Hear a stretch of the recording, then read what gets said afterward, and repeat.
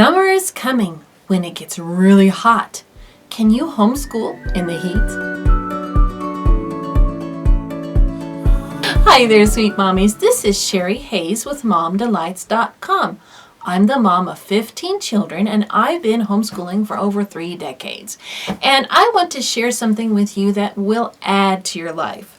So, whatever you need to do, if you need to mop the floor, sweep the dishes, no, wash the dishes, nurse the baby, whatever you need to do, just sit and enjoy as we delve into the good life in Jesus. Okay, so in the state that I live in, it is still pretty chilly. We live up north and we haven't really experienced really a lot of spring days, even though it's May. But heat is coming. And where I live, when it gets hot, it really gets hot. And heat is not my favorite thing. I don't know about you, but I tend to like cool and cold weather. I mean, I don't even mind. It gets way below 0 here, and I'm cool with that. Even though I'm older, I'm okay, which is weird. But anyway, I digress. Today we're not going to really talk about homeschooling with heat because I think I've covered that in lots of different ways, and I still could talk about homeschooling in summer, which is a lot of fun. But today we're going to talk about the heat of opposition. You know, in America, in the West, we are really conditioned to value what others think about what we say and do. We value what we buy and what people think about what we buy or don't buy.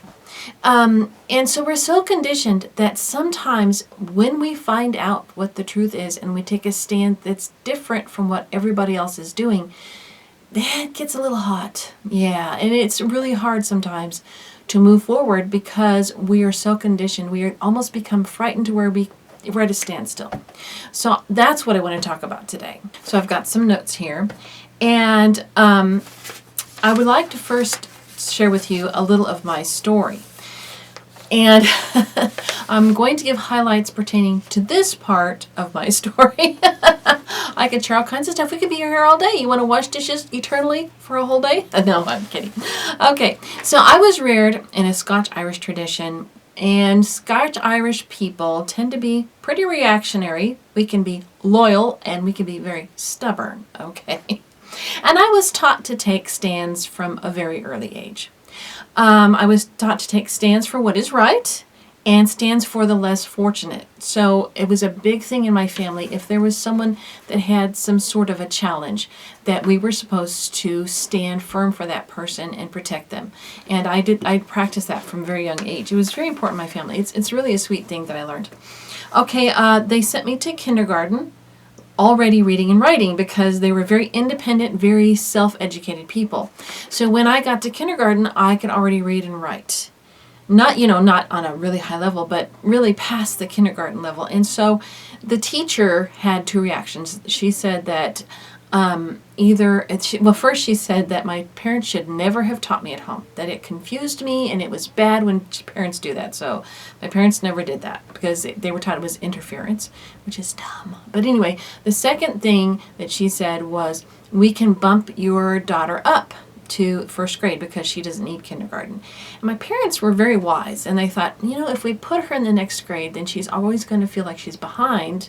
But if we keep her in this grade, every grade she's going to feel like she's ahead, which actually kind of could go to a person's head, right? So for years and years during my elementary years, I was always ahead of the class. So I always had to do things like I have my own little section where I would do my reading and my writing and my arithmetic. And sometimes I would have other kids that were with me, but it was kind of lonely and I was set apart. So right there, I was different and I had to learn what it was like to be different. And then when I got into junior high, we call middle school now, we called it junior high. When I got into junior high, I developed kyphoscoliosis. Kyphoscoliosis is where your back has an S curve and then it has a little crick in it. It's like 2 different kinds of curves, and I had a little bit of lordosis, they call it. So anyway, basically I was a hunchback is what I was. And, people made fun of me. I was one of the challenge students then that got made fun of. And I think that the Lord really needed to put me in that position to prepare me for the rest of my life, because I was ostracized from, I was in the highest, okay, so back then, let me explain. They had 3 tiers basically of school classes. So the highest tier was A, and they were considered college bound students. And the B ones were going to be like skilled students. A skill, they would have a skill, like be an electrician or something like that. And then C were just going to be the workers. Okay, which is really mean. It's really awful that they did that. Okay, but I had the A classes with all the students that had doctors and lawyers for parents. And, my family, we just lived in a trailer court. Anyway, but I told you that I came from some very highly self-educated people. So we reading books and encyclopedias and talking about all kinds of things. That's what we did. So, I was in that class. And yet, because I couldn't do PE because they put me in this brace with all these metal bars and everything, so I had to be an assistant for special education. So I went to my classes with the students that were, they had it all together, but yet I was a teacher's aide for the students that couldn't read, couldn't write. They had emotional problems, they had physical problems, all kinds of physical problems. And I was associated with them. I had some friends who were deaf, but they were able to hear slightly with a hearing aid, and so they talked kind of weird, and everybody made fun of these kids all the time. And I found myself with a big job trying to protect them from the people that I went to the rest of the classes with, which was kind of interesting. But anyway, so I had to learn to make stands. I had to learn how to stand alone. I had to learn humility because of what I experienced. Now, by the time I was out of middle school, when I was entering to high school, my back was all fixed, and I went to a different school, and this school was overseas. It was in Germany. My mom remarried a military guy, and so we were overseas, and I went to a different high school, and my back was pretty nice looking. I still have a slight curve to this day, but it was nothing like it was. So nobody knew that I was like that. So I had like a new start. Well, this school that I went to in Germany, it was in a small community. The graduating class was only 74 students, something like that. And so the teachers were top notch because the generals and the colonels sent their kids to the same school. So we had it was like having a private college prep school. And so I had all kinds of attention and challenging classes and all that kind of stuff. But what was my challenge to make a stand then was I had to make a stand for my faith, because these college prep kind of teachers were really had a liberal and atheistic mindset, humanistic mindset, mostly humanism. And so, because they might even say they believe in God, but they're really, really, really strong humanists. And so I found myself making a stand for my faith all the time. And so I was just making one stand after another, and I had to learn over and over again to be who I was and stand for truth, no matter where I was or who I was with. And there were challenges. Sometimes I didn't always do it right, of course. Okay, so then when I married my husband, first of all, I decided I was going to honor my husband as the head of my house. Even though things were not perfect in our marriage, we both came from a lot of mess, okay? And so God was working out a lot of mess in our lives. So even in that situation, I wanted to honor God. Well, I grew up in a family that really didn't value that, and so I was having to make a stand. And then when we decided to trust God and have as many kids as He sent us, there was another stand. And then when we decided to homeschool, you would have thought that their hair was on fire. I was in trouble continually. I was always in trouble. But I had to learn. I had to make a stand. And sometimes it's so hard because it's like that story about the baby elephant. They take baby elephants and they put a chain around their little leg and they stick a stake in the ground. And the little elephant is too tiny to pull its leg, pull that stake out of the ground and get free. But as they grow older, when they're big elephants, they can pull that stake out easily. But because they were trained from a little baby that they couldn't do it, now when they're adults, they don't dare pull on that chain and get free because they don't believe they can. And I think that we've been so conditioned through our peer groups and etc. that it's hard for us to take the heat. when we are having people question our choices, even if they're Christian choices, they're biblical choices, but a lot of people don't let the Bible interfere with what they believe, right? So through all that, I'm still standing. Now, I've had to pay the price of standing, okay? I've had to pay the price. We've even had things with lawyers and stuff that we've had to stand because people have been so against what we're doing. And so people look, if you stick out, people look for things to be wrong with you, and they make up things to be wrong with you, and they go to authorities for things that are wrong with you, and then you have all kinds of stuff that's mixed in, and it's not fun. But it's the truth is the truth. You still have to stand, right? So I'm here and I'm still standing, and you're still standing. Did you know that? Because Jesus said, "You shall know the truth, and the truth shall make you free." It's not compliance that makes you free. It's knowing the truth that makes you free, okay? Not everyone is open to the truth. Just as Jesus said, but it's only the truth that sets people free. The truth divides, right? Jesus said he didn't come to bring peace, but a sword. Do you remember in Matthew chapter 10? He came to bring a sword, that families will be pit against each other, and we've seen it happen. Okay, it divides, but it also heals. In fact, there is no freedom or healing. There's no healing without the truth. And you stand for the truth of God. You do in your life right now. If you're watching this video, more than likely just homeschooling. I mean, there probably is a lot more support now that someone decides to homeschool than there was when we first started to homeschool, which was in 1989 when we officially decided we were going to homeschool. It was in 1989, and there was all kinds of stuff that was going on against homeschoolers. Okay, and so if you homeschool, you're still having to make a stand today. There are still people that are telling you all kinds of stuff, that your kids are going to miss out, and they're going to be deprived, and you won't be able to educate them correctly, and they'll miss out on opportunities, and all the different things that you hear. Okay, and so lots of us, we're standing for 6 literal days of creation. We stand for male and female marital covenant. And we stand for to multiply and fill the earth. And we stand for discipling our children. And, it takes a lot of courage in our culture to make that stand, because it's lots of people, it's not just about, you could lose your job these days if you make a stand. Even if you're not vocal, if someone finds out that you have certain values, you can be persecuted at work. Your husband could lose his job. You could be kicked out if you're renting. You could be kicked out of your house. There's all kinds of things that could happen, all kinds of repercussions.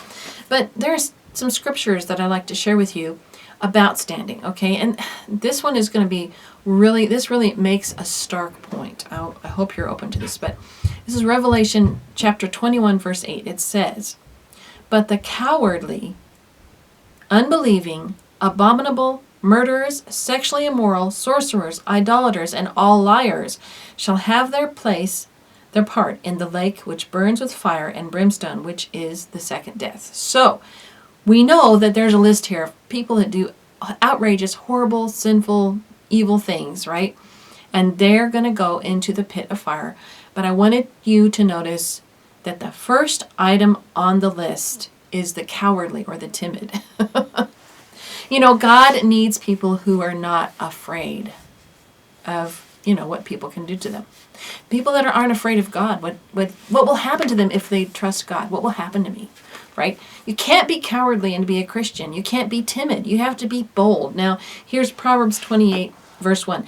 "The wicked flee when no one pursues, but the righteous are bold as a lion." Think about that. I love that verse. Okay.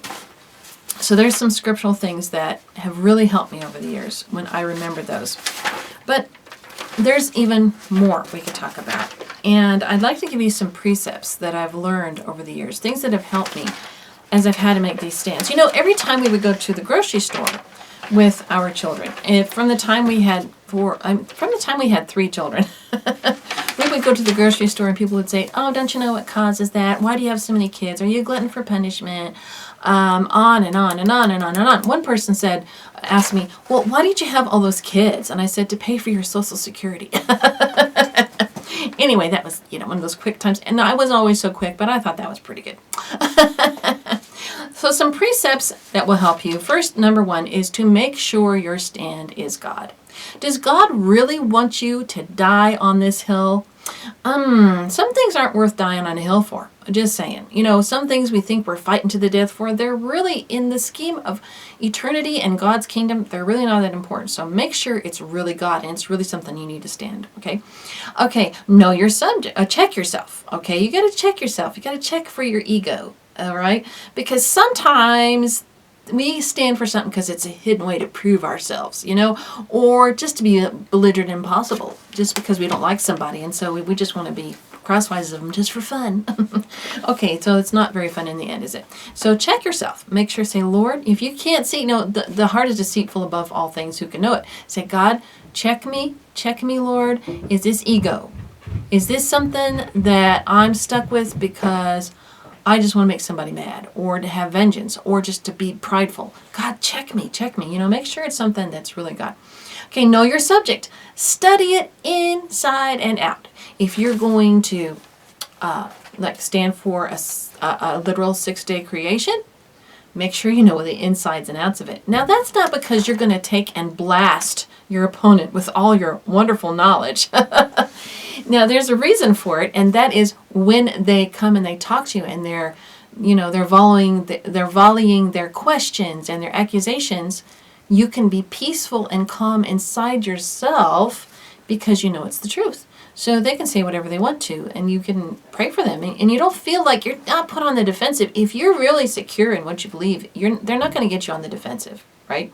They can, and at a certain point, I don't know if you notice this, but when two people have an opposing opinion on something, and they start arguing or trying to convince each other, the person who's not truly well versed in what they believe will start hurling insults instead of having actual content, actual facts, actual reasoning. They'll just start hurling insults, and that's when you can tell the argument's over. So lots of times people will go ahead and they will have argued with me and they'll have all their different points, but I don't necessarily have to do tit for tat with them. Lots of times I'll just let them talk themselves out, and I might say, well, that's not what I believe, that's not how I see it. And I might share some of my arguments with that person, but I don't have to because I know what the truth is. So, they can do what they want to. Actually, the more angry and insulting they get, it's pretty much, I just let it go in one ear and out the other. Okay, the next precept is to run into God. There are situations you get into and people are opposing you and they're looking at you under a microscope, because if you do anything different and stick out in a democratic society, and if you read Screwtape Letters by C.S. Lewis, it'll really make a lot of sense to you. It's a book worth reading. Anyway, if you stick up above the crowd just a little bit, they are going to examine everything. You are automatically under suspect of having evil intents, or there's something hidden and evil about you. And so people are going to have you under the microscope, and sometimes you can't avoid it. You're in situations where you're just stuck there and people are doing that to you. And the only way you can survive that intact is to run into God. This is true of everyone who's ever been behind the Iron Curtain, under the Nazi regime, different types of situations on the planet Earth currently. The only way that you can survive those situations is to run into God and let Him be your high tower. You remember, He's the God of mercy and the Father of mercy and the God of all comforts. And He sent us the Holy Spirit to be our comforter. And the Bible also says He is the name of the Lord is a strong tower, and he who runs into it is safe. So just remember that. Okay, and the next precept, which is very, very important, is to forgive. Okay, remember, these people who come against you, they're pawns of your greater enemy, who is the devil. So if you look at them as kind of being victims of his evil and his lies, if you can see it like that, then you're less likely to be tempted to hate them and hold resentment towards them, and you can forgive them and also believe the best and pray blessings on them. That's what Jesus taught us to do. Okay, then another precept is to remove yourself from situations where you can. Okay, so you can't remove yourself from every situation. When you're facing opposition and people are against you, sometimes you're just stuck there. Okay, like you might have a neighbor next door who's really after you, and you're in a mortgage or there's no place else to rent, and you can pray about that and ask God to show you what you can do to get out of the situation, but sometimes we're just stuck. Sometimes your husband goes to work with somebody and they're just after him, and there's no other jobs, or God's told him to stay there and you're just stuck. So, but there are times when you absolutely can and should leave. Oh, absolutely. Oh, absolutely so. Jesus said it. Jesus said, when you're persecuted in one town, flee to another. He didn't say you had to stand and take it if there's a way out. No, Jesus is not a sadist. I hate to even say those two words, the name and that word in the same sentence. But man, God is not against you. He does not want you to just take the punishment because he loves to punish you. Oh, no, no, no. If you can get out of there, get out of there. Move away from those people. Get a different job. Change churches. If you're in a church where everybody's after you, your kids are under that too. Get out. That's remember to forgive and all those things I already said, but it's okay. You can have a sigh of relief in your life. It's all right. Okay. And here's the next one. Don't let the detractors get your mind off of what you're supposed to be doing, right? So you're running a race and you're trying to, pay attention to what's before you, and people are saying, you're not doing it right, blah, blah, blah, blah, blah. And you look at them and you say, how can you dare criticize me? Like that. So then you're not looking and you're falling over and you're not in your lane and you're not keeping up your speed and you're going to lose the race, right? So the haters, they're always going to be there, whatever. Now, if they have something that you need to hear because you need correction, like let's say they can see you're just being belligerent and stinker, okay, you need to listen to that. But other than that, just let it be. Just let it. Those people are not going to matter in the end, right? So, and here's something we're going to wrap up with, and I think this is very, very important. This is really going to set you free, I'm pretty sure. Okay, so you got to learn in life how to move from shame to joy, because detractors often, this is how the devil works, all right? And this is how evil works, and this is how his pawns work. So you might be taking a stand on something very important in your life, but there might be another part of your life that isn't so great, and God still needs to work on you in this area. Let's say that you decide that God has led you to trust him for a family size, but you're not really good at finances, and you've got some debt and you've got some different things going on, right? So the detractors will grab you to the side and they'll say, how can you have more kids? You know what? You are so in debt and you're so bad with money and blah, blah, blah. And I remember when you did this and I had to give you money for this. And how can you have more kids? And on like that. And so at a certain point, you have to learn how to move from shame to joy. You have to say, yeah, you're right. I have been bad with money and I need to get out of debt, but I still believe God and I believe he'll help me overcome that, right? So you move from shame to joy. You don't let your past dictate your future. Because if we did that, Paul the Apostle said, forgetting those things that lie behind, I press forward towards the goal of winning Christ Jesus. Paul the Apostle put Christians to death. If he let his past keep him from his future, none of us would be having a Bible, for one thing. For Paul the Apostle is the one God used to bring the gospel to the Gentiles, which most of us are. Anyway, so you see, we have to move from shame to joy, and we cannot let the detractors in our lives pull us back into shame. That's not their place. And I'd like to read to you a passage of scripture that will illustrate this really, really poignantly. The passage I'm going to read is in Nehemiah chapter 8. And remember, Nehemiah is in Jerusalem. He's trying to rebuild the wall. It was all torn down and put to pieces because the people of God had completely disgraced God. They had left him behind. They were serving pagan gods. They were doing horrible, horrible things. So God just turned them over to their enemies, and they tore the city up. They burned it. The wall was torn down. And so God put it on the king's heart to send Nehemiah to rebuild it. Okay, and in the process of rebuilding everything, they rediscovered the law of God, the books of God. And so Ezra the priest read these aloud. And the reaction is very interesting for what we're talking about today. So they read distinctly from the book in the law of God, and they gave the sense and helped them to understand the reading. That's the people that were there listening. And Nehemiah, who was the governor, Ezra the priest and scribe, and the Levites who taught the people, said to all the people, "This day is holy to the Lord your God. Do not mourn nor weep." For all the people wept when they heard the words of the law. So when the people understood how far they had fallen from the precious God's law for them, and it made them cry. They were so repentant. They were so sad they had gotten that far.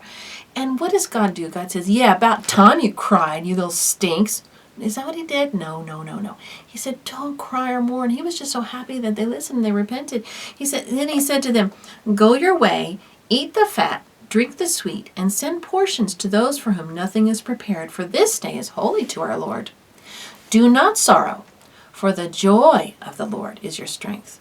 So the Levites quieted all the people, saying, be still, for the day is holy. Do not be grieved. And all the people went their way to eat and drink, to send portions and rejoice greatly, because they understood the words that were declared to them. Now think about that. We serve a God that these people were so far away from his intentions, and when they came back, he didn't rub their noses in it. He said, rejoice. He made them throw a party.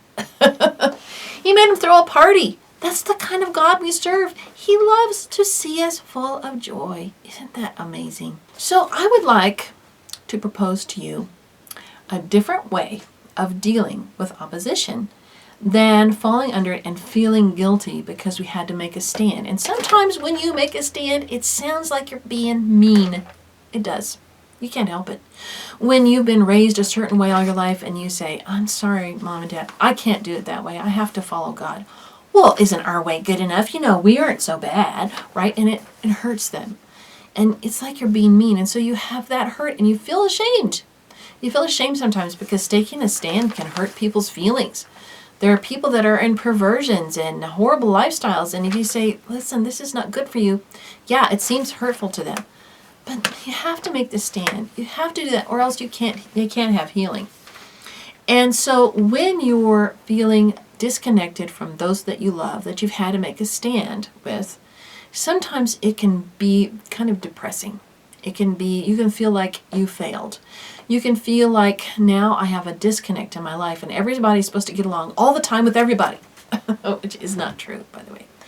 But we feel that, and we're taught that in our society, that if everybody doesn't get along with each other at all times, then somehow you don't love God. And that is a lie, because Jesus had opposition, and he was God in the flesh, and God is love. Okay? Just think of it that way. But I got to tell you, sometimes you just really are so tired of the opposition that in your heart, people can do evil, horrible things. They can try to ruin your life. They can do horrible things. They can try to do physical harm to you. But the best vengeance on the devil and all his pawns and all his plans, what is the best revenge? Joyous living. Joyous, hopeful living is the best revenge. Joyous, hopeful, loving living is even better. And if you have joyful, hopeful, loving, if you can live like that, then a lot of the people who are your detractors are going to watch that. And when you pray for them, they're actually going to be drawn to God. And you know what? You might just find yourself winning them over. The Bible says we are always led in triumph in Christ. We're overcomers. And that's how I live. That's why when I make these things, I've got all kinds of stuff. I could tell you stories. It would embarrass people I love, but I could tell you stories and you would go, whoa, what? How did you survive in your, oh man, it's not the kid. The kids didn't do it to me. Well, maybe they did. No, no, but that's how I can live joyfully, hopefully and lovingly, because I've learned these precepts in my life about making a stand, standing for truth, letting the truth heal me and change me and give me joy and move me from shame to joy, right? So I hope this has blessed you today. Also, be staying tuned. I'm still working on the Commonplace books. I've got all of the art done. I'm putting lines in and I'm digitizing. Digitizing is a whole thing. And then I've got to put it together and submit it and all that kind of, but I'm still having a lot of fun. It's a blast. And thank you. Oh yeah. All of the contest entries are so amazing. My husband and my children and I, we've been looking at these things and our hearts have been so warmed. We just love every one of them. I don't know how we're going to choose. So we're going to announce the winners on I believe the 14th of May is when I'll make the announcement in the community post on YouTube and probably in the video for that week. I will also talk about it. On my blog, I'm going to create a gallery where I'm pretty sure I can put all of them on there, but the ones that make it into the book, and there's going to be a prize also for the best, then that's going to be separate, okay? So anyway, I just loved all of them, and I think it was just so fun, and I loved how involved everyone was, and also I wanted to tell you that a number of people have donated money, and I just wanted to say how much that means to me because I really do this out of a heart of love. I don't expect that I will make a lot of money, but it does help our family, especially my husband and I are retired. So anything that anyone gives to us, it's such a blessing. And so I'm probably going to create a donor page on my blog so that I can keep track of who's donated to this cause, and I also want to acknowledge them. In one of my videos, I'm going to acknowledge the people who have given, and I just appreciate it so much. It just really warms my heart, and it's very encouraging. So thank you so much. Anyway, another way, even if you can't give money, just spread the word. Tell your friends about what we're doing here so that they can take advantage of all the free things we offer and all of the encouragement and anything that we can give. I just want to be a hose where God's blessings can flow through me to you. So go ahead and like and subscribe and give stars or reviews, whatever you have to do. And have a wonderful day. Bye-bye.